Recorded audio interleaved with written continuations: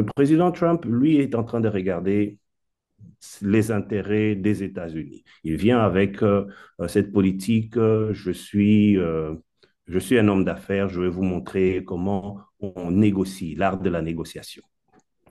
Il y a des ressources au Groenland, je vais prendre le Groenland. Il y a des avantages au Panama, je vais prendre le Panama. Il y a des avantages au Canada, ben, je vais faire du Canada le 51e État des États-Unis.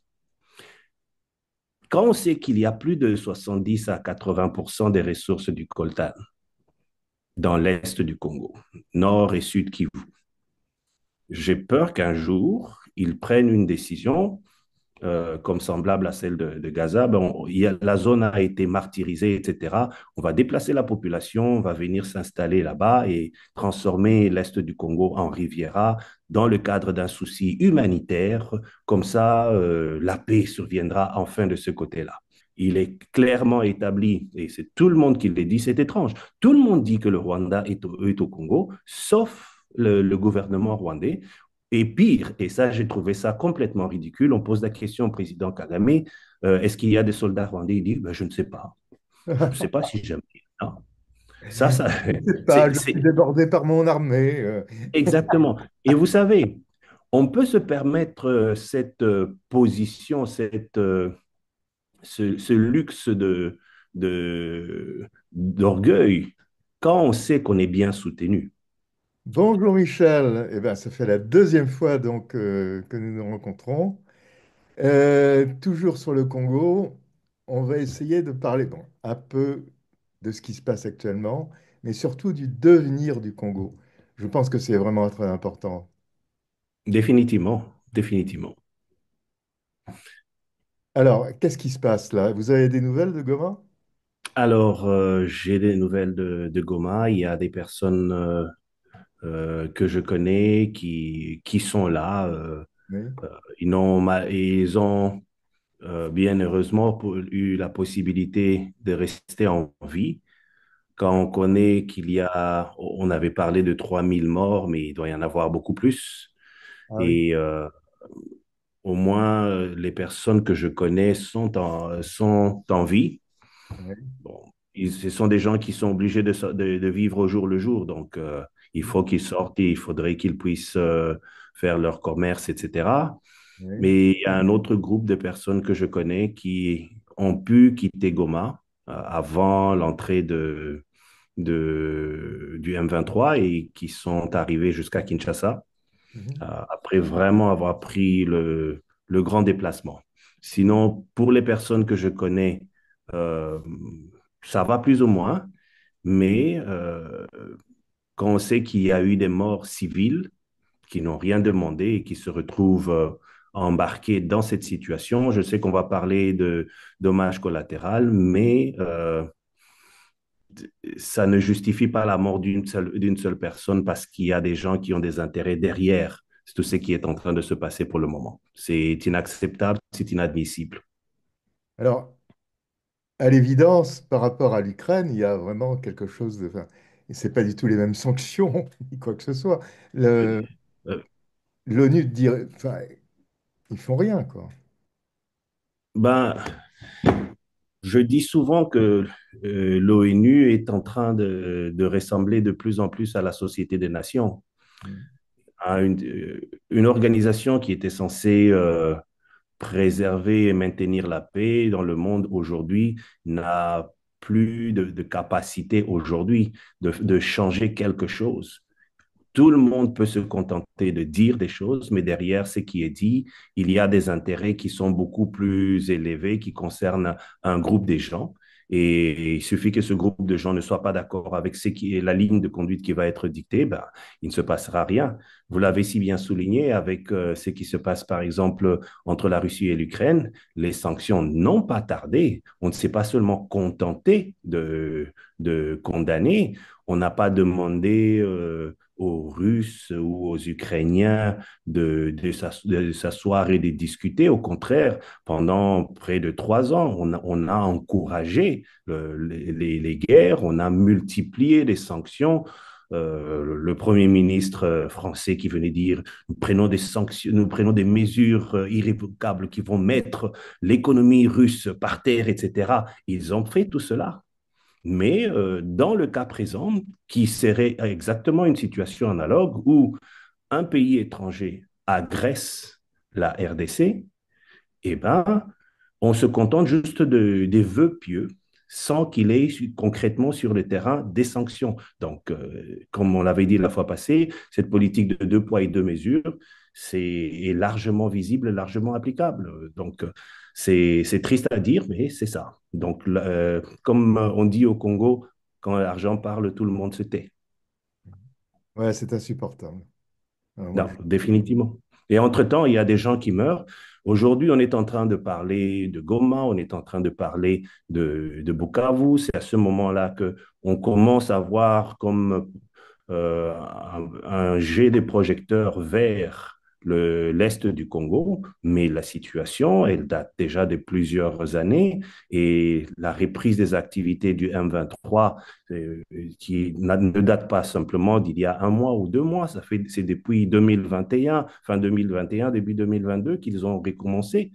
Quand on sait que cette même milice, entre guillemets, euh, a eu les mêmes activités en 2012 et mm, qu'ils avaient pris Goma, etc., il a suffi que le président Obama passe un coup de fil au président rwandais. Il a suffi que l'Union européenne puisse prendre certaines mesures pour que automatiquement le soutien du M23 par le président Kagame puisse cesser. Et quand les choses ont cessé, eh ben, le support a cessé, ben, automatiquement, il s'est passé que sur le terrain, le M23, qui n'avait plus sa substance de base, a fini par disparaître complètement. On a pris les soldats du M23, on les a cantonnés en Ouganda, au Rwanda, pour éviter qu'il y ait quelque chose. Je me souviens qu'il y avait, avant cela, il y avait le dossier Kunda Batwari qui avait été neutralisé. Il oui. s'est réfugié au Rwanda et malgré les multiples demandes de la RDC à l'époque, où les relations semblaient encore plus ou moins bonnes entre le Congo et le Rwanda, il n'a jamais été extradé pour rendre compte des crimes qu'il avait commis. Donc, définitivement, il y a cette politique de deux poids et deux mesures, et tant que cela continuera, ben, je ne m'attends pas à quelque chose de positif de ce côté-là. Je m'attends au contraire à ce que les choses ne puissent continuer dans ce sens-là, où il est clairement établi, et c'est tout le monde qui le dit, c'est étrange, tout le monde dit que le Rwanda est au Congo, sauf le gouvernement rwandais. Et pire, et ça, j'ai trouvé ça complètement ridicule, on pose la question au président Kagame, est-ce qu'il y a des soldats rwandais? Il dit, ben, je ne sais pas. Je ne sais pas si j'aime. Non. Ça, Je ne sais pas, c'est je suis débordé par mon armée. exactement. Et vous savez, on peut se permettre cette position, ce luxe d'orgueil quand on sait qu'on est bien soutenu. Ouais, On peut se permettre de dire n'importe quoi parce qu'on sait que quoi qu'il arrive, il n'y aura pas de conséquences, il n'y aura pas des retours de bâton. Et donc, comme je suis sûr de mes bases, je suis sûr de ceux qui me soutiennent, je peux me permettre de dire n'importe quoi, il ne se fera rien. ouais. C'est malheureusement le cas. Et ce n'est pas avec Trump que ça va changer. Ce n'est pas avec Trump que ça va changer et je vais vous partager quelque chose, j'espère que je ne lui mettrai pas la puce à l'oreille, mais quelque chose qui m'inquiète un peu à ce sujet. Le président Trump, lui, est en train de regarder les intérêts des États-Unis. Il vient avec cette politique, je suis un homme d'affaires, je vais vous montrer comment on négocie, l'art de la négociation. Il y a des ressources au Groenland, je vais prendre le Groenland. Il y a des avantages au Panama, je vais prendre le Panama. Il y a des avantages au Canada, ben, je vais faire du Canada le 51e État des États-Unis.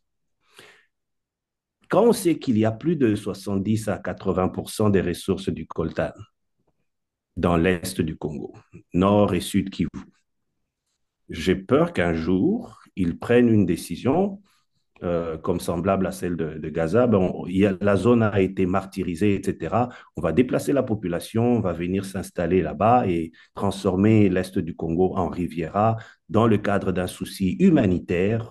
Comme ça, la paix surviendra enfin de ce côté-là. Bon, étant donné que les sponsors du gouvernement rwandais sont connus, ça ne pourrait qu'aller dans ce sens-là. Et au stade où on est aujourd'hui, je doute fort qu'il y ait quelqu'un qui viendra dire non, mais vous n'avez pas le droit de faire cela. Parce que pour le moment, quand on voit ce qu'il a dit au sujet de la bande de Gaza, quand on voit ce qu'il a dit par rapport au Groenland, au Canada, tout le monde est dans ses petites chaussures. Mm. Alors, vers qui pouvoir se tourner? Vers qui, euh, qu'est-ce que les Congolais peuvent faire maintenant? Au stade actuel, moi, je pense qu'il faudra définitivement redéfinir la politique étrangère de la RDC pour la simple et bonne raison que les ententes que nous avons actuellement ne fonctionnent pas pour la RDC.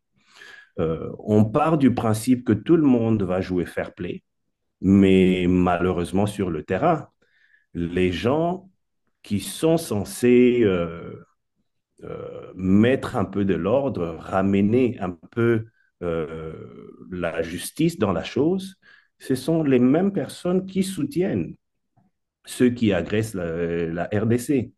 Au-delà des gouvernements, il y a les multinationales, et quand on sait comment les multinationales pèsent au niveau des certains gouvernements étrangers, euh, on veut bien satisfaire ces multinationales parce qu'on sait ils vont nous soutenir quand on va avoir des campagnes, quand il va y avoir de besoins de financement. Donc, garder cette même politique jusqu'aujourd'hui, espérer que tout le monde va jouer le jeu, alors que visiblement ce n'est pas le cas, ça, on a essayé, ça n'a rien donné. Alors, je pense que ce serait déplacé de notre part de vouloir toujours répéter la même chose en espérant que, bon, ça a échoué 10 fois, ben à la 11e fois, ça va marcher. Si jamais on ne change pas de méthode, ben à la 11e fois, ça va échouer pareil. Donc, définitivement, comme je l'ai souligné la fois passée, je pense qu'il faudrait basculer carrément, voir avec les BRICS, voir avec la Russie, si jamais il n'y a pas une possibilité de pouvoir renégocier un peu les choses de manière à ce que on a des ressources, c'est vrai. Et bien sûr, ce sont des choses qui intéressent non seulement le bloc occidental, mais le bloc oriental aussi. C'est bloc, oui. Si on a des ressources qui peuvent bénéficier aux Congolais, dans le sens où on s'est dit, bon, on va faire un partenariat qui permettrait que vous recevez un certain pourcentage de ce que nous avons et de notre côté, nous bénéficions de notre part, mais dans ce partenariat, vous venez appuyer de notre côté, eh ben, il y a des choses qui vont se passer, il y a des choses qui vont changer.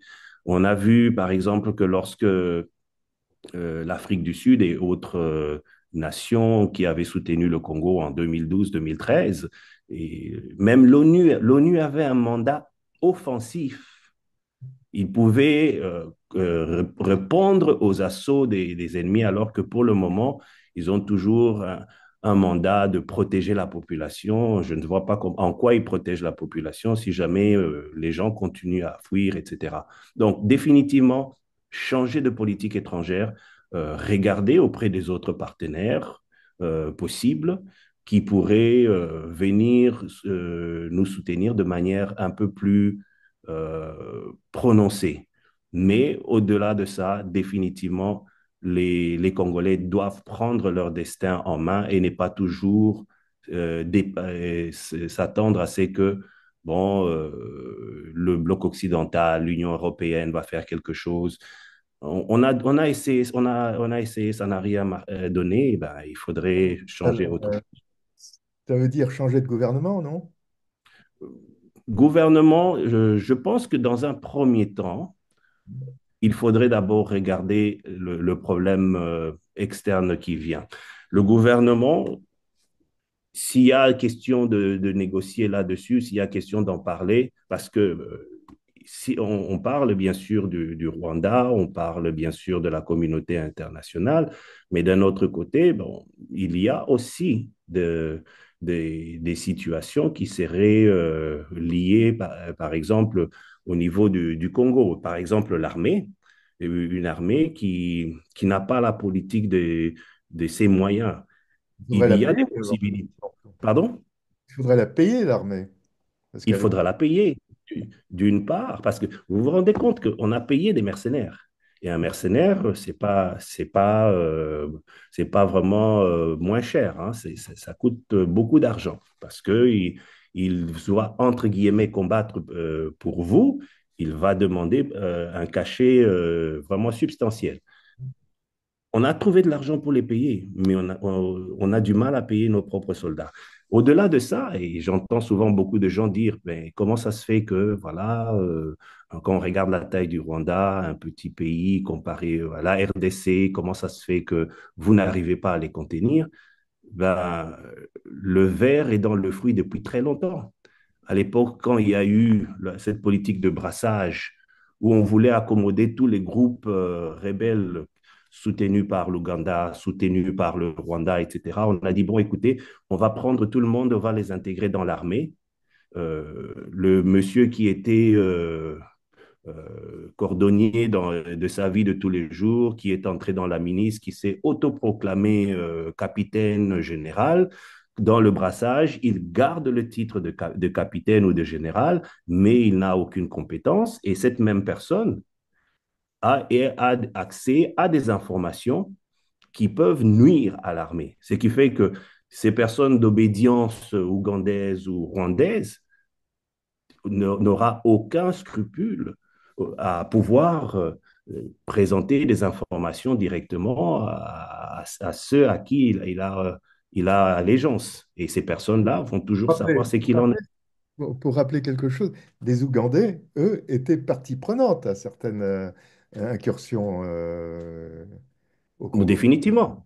Et il est même arrivé une situation où l'armée ougandaise et la milice, l'armée rwandaise et la milice pro-rwandaise se sont battus à Kisangani, qui est vraiment en plein territoire de la RDC. C'était pas juste à la frontière, c'était vraiment à l'intérieur du pays.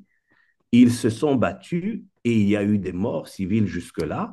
Je crois que l'Ouganda avait été condamné par rapport à cela et qu'il devait payer une certaine somme. Je ne sais pas où est-ce qu'ils en sont et je ne sais même pas si ça a été fait.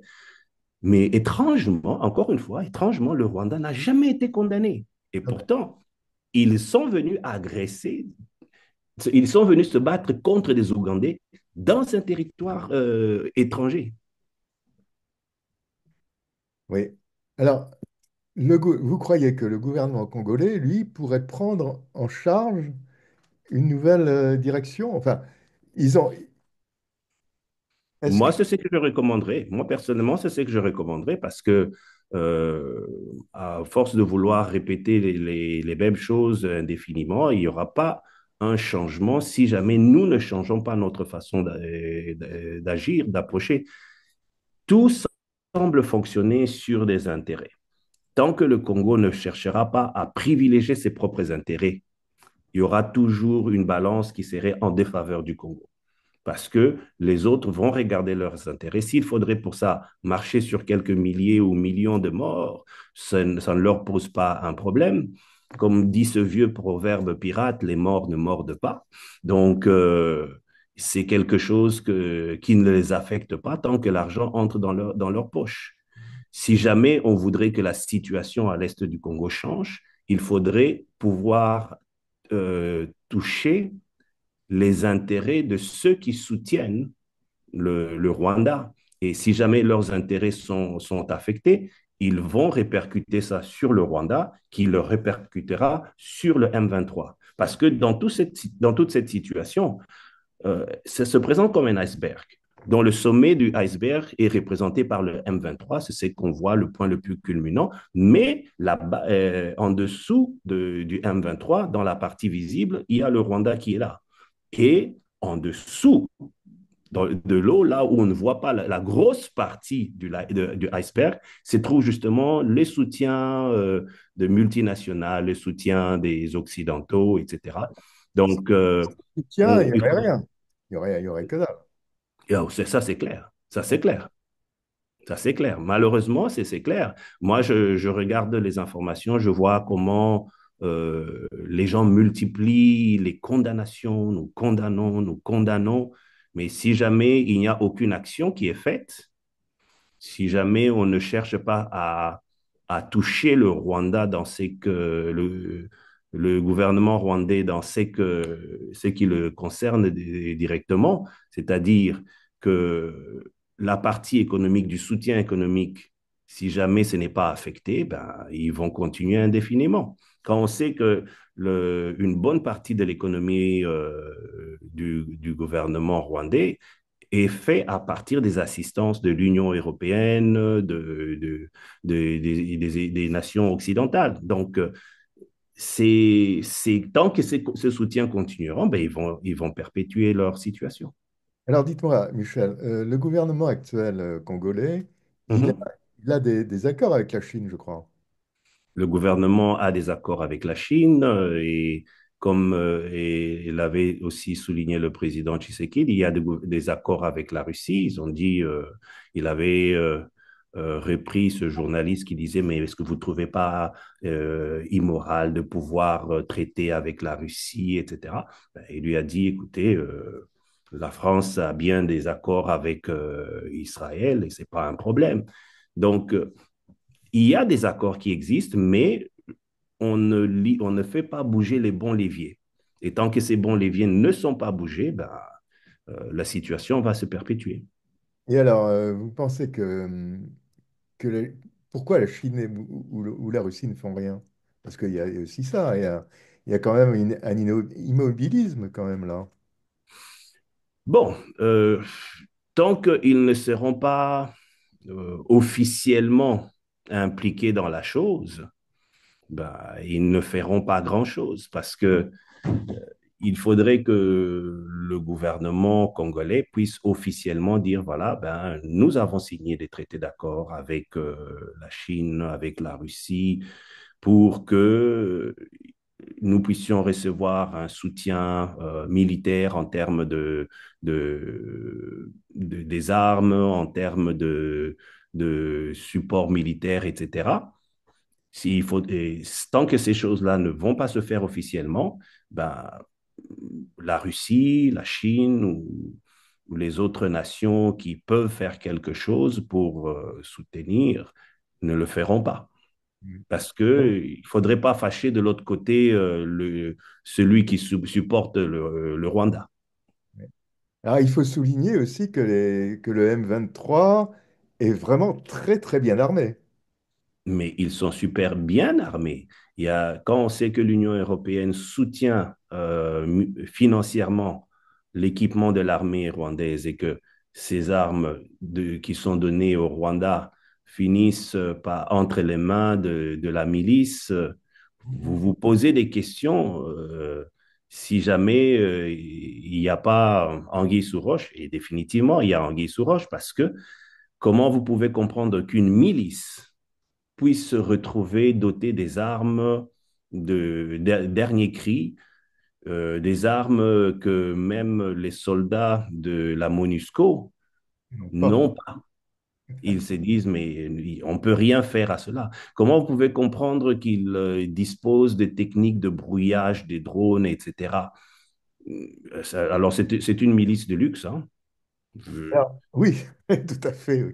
Et puis d'autre part, il y a alors, il y a des militaires israéliens qui sont venus au Rwanda pour, pour instruire les Rwandais. Donc, Ben allez. oui, mais c'est ce que je dis. Euh, ils ont leurs intérêts et tant qu'ils peuvent utiliser le Rwanda comme proxy pour atteindre leurs objectifs, bah, ils ne vont pas se gêner. Hmm. Ils essaieront de rester le plus possible dans l'ombre, et je ne parle pas seulement d'Israël, je parle aussi des autres nations occidentales. Elles essaieront de rester le plus possible dans l'ombre, tout en tirant les ficelles comme des vrais marionnettistes qui, en activant le gouvernement rwandais, active par extension le mouvement M23. Oui, évidemment, évidemment. Bon, bah, écoutez, Michel, je vous remercie beaucoup.